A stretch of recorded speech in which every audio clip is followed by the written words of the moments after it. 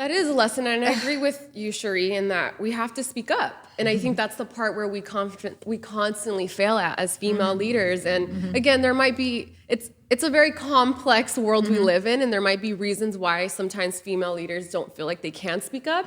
But we won't go there. That's a whole other conversation. But all that to say is that is some of the boldness and the courageous parts of us being leaders in our worlds, is to be able to say something. So that's good.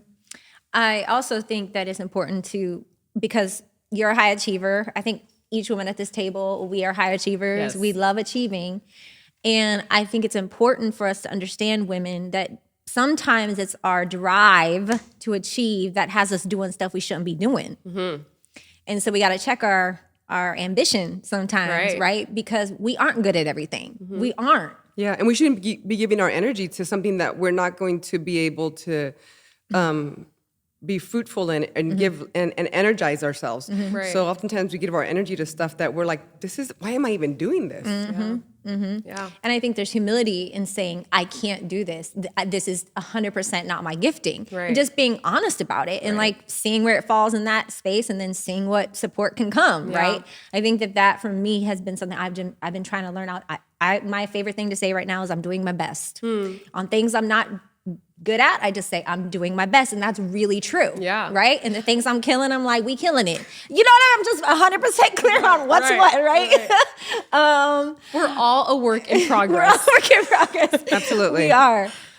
So ambition. I know Yes. you want to talk about one of the things that you've dealt with as a leader. Yeah. So let's talk about it. Ambition, right? Ambition, yes. So I love what you shared earlier before this conversation, is that there is a false narrative that I've constantly carried. And again, it has probably a lot to do with my childhood, and again, going with my whole storyline. But if I can be honest and vulnerable, my ambition so often I have felt like it's wrong.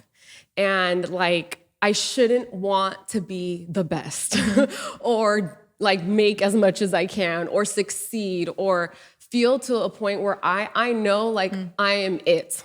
I know that, and that's crazy. Like, for me to say that has been a really long process to me, to be confident enough to know that God has called women to be ambitious. And so often I think for me, the tension has always been, how do I say that I want to do this, but also have humility?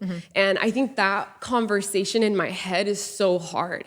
And for me, even if I talk about like the season I'm in, for me to even step into a time of rest, that was me trying to be ambitious, because that was hard. It was one of the hardest conversations I've ever had with Pastor Noemi and some other amazing people in my world. And so for me to be able to be like, no, like I need a fight for this, and I'm not gonna feel bad about it. And so that has been a very tough, and it still is. I'm not saying I'm there. And I know there's a lot of research that also says that females actually don't feel that confident until they hit into their 30s. And I'm barely getting there. And so for me, I'm like, it's a win that I'm like, oh, it's a year before I'm 30 and I'm trying to fight for more, you know? Yes, girl. And so yeah, ambitious for me, being ambitious and being, how do I say this? Unapologetic about me wanting something.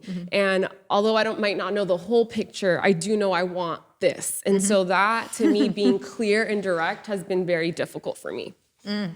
Yeah, I think that there's elements of that have to do with the culture that we are in, and the world of faith and the world in which we lead sometimes doesn't position us to dream in that way. It doesn't mean that it's not God's will, and it doesn't mean that it's not something that God invites us to, because financial stability or wealth are not a bad thing.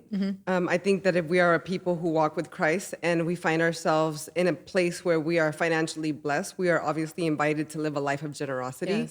So there's nothing wrong with wanting more, and even saying like, I want to do better, and I want to have more, and I think the tension comes when, as we walk with Christ, we're discovering what our calling is, what our assignment is, and living in that space or that tension where we're seeking God's direction for how that provision is going to look, what He's going to do to align the things that will take you to the place where you're in a bracket that you want to be. Yeah. And there's nothing wrong with that. Yeah.